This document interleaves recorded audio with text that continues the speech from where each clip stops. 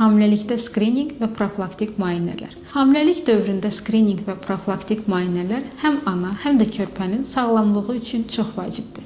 Bu dövrdə aparılan mütəmadi nəzarət gələcəkdə yarana biləcək bir çox risklərin vaxtında müəyyən olunmasına və hamiləliyin daha rahat keçməsinə kömək edir.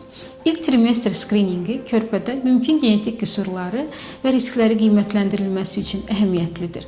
Qan və sidik analizləri anemiya, infeksiya, şəkər və digər problemlərin erkən aşkarlanmasını təmin edir. Ultrasəs və Doppler müayinələri isə körpənin inkişafının, ürək döyüntülərinin və ümumi vəziyyətinin izlənməyə imkan verir. Təzyiq və çəki nəzarəti də həm ana, həm də körpə üçün təhlükəsiz hamiləlik baxımından vacibdir. Əziz xanımlar, hər bir müayinə sizin körpənizin sevgi və qayğınızın bir hissəsidir. Sağlam və xoşbəxt bir hamiləlik üçün müayinələrinizi gecikdirməyin. Özünüzə və körpənizə diqqətlə yanaşın.